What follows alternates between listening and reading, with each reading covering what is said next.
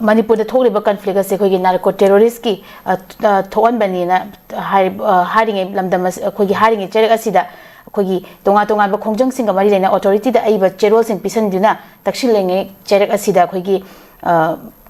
kano khoi gi home minister haiba tare khoi gi Amit Shah na khoi gi leibak asigi drug maru phangna muthatna na bagi pandam da lakliba tang 38 dagi khoi gi March ki tang 38 dagi hoduna leibak sinba thungna drug amadi narcotic ki mari leinaba thabak thoram sing matakta chahi ahum chupna operation chatharakani haina phongdokre oja choi matang oja kamani yen beja Lidin phajaba ngatani hairi se ko leader ama oirgadi phajaba ngangba hajum chakre thabak tawdabaduna kana wari amani miyamna penadrijina khoi thabak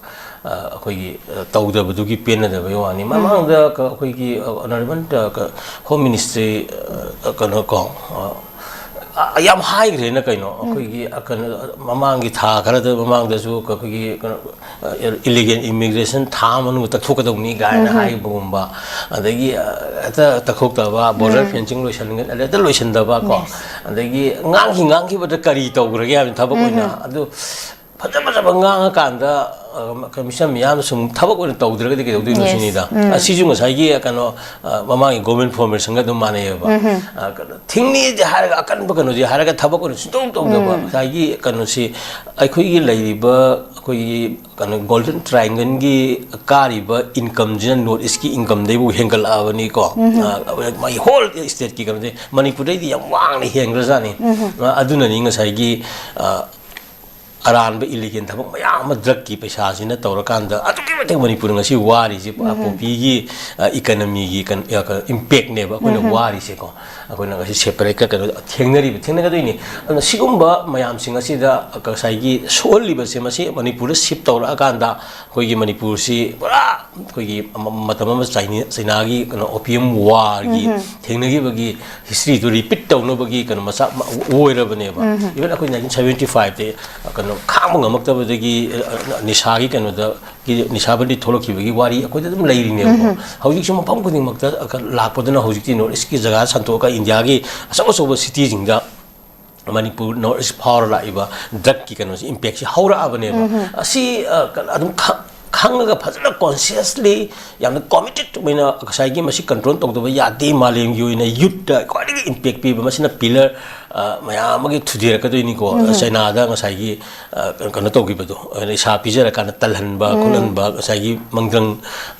da lehan ba production ba puthok ngamak ta youth ki generation nam puthok tu ne ba drug ki kana je misuse of drug hai batare ko an illegal trade se aduna masi committed thingam thokpani habanida adugi mukta ikoi 1985 ki narcotic drug and psychotropic substance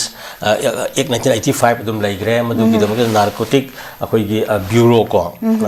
akoi control bureau na akoi maroina central role loriba kanom su laigre sigi khutang dam si tawrakadori ne ko adu tawbudu yam phajan taw hai thabak ona taw hai thabak ni sungtong tong de wa dis pangang ngangi aduga tawhum thoiba mo nungti gi si drug ki kanom se satlibani adu yengba tare hojiti akoina tawbuji akoi su yam kanna rimai akan to sangi afaba thaba ama miyam gi tawgena lauthukiba once lauthukharga dei madubu senaba miyam gi group su kara laibam thoi haibadi madum tawde tawroi haraga koi simle semji su nataba afaba ma hai gita di madum sana court tawba madu dialogue nainaba laidana hoji akoi gi ju tv nungi miyam nainara ani ko nainaba gi matung da amuk su madu hanna kano piba representation piba adu hai gi ju akoi mar kyam changjel le kyam tore kyam phare de kyam kano tawre haibagi ba senabam jo khona changi ba yam aduna bo akoi attentive people na mangoi bu su changi ba ko aduna anyway authority oi ba na haira bani na madu miyam gi na chagalai ba ki region gi ba posak amani na madu tawu oisinu tawu dadi yam na tawanda ba mayam sina akoi na thazla badi poi aduga tawragadi khwaidigi fabani maramaduna akoi yobe attentive people na magi role su lor kanda masi gi leaders in CSO in conscience na time to time masi check tawraga madu kana tawraga nijing bagi remindation piba or akoi na support pisal laga hena kana tawbagi policy program pa jana nithijana yathu okanda sangsim bina bagi thabak taw phai lano hai ko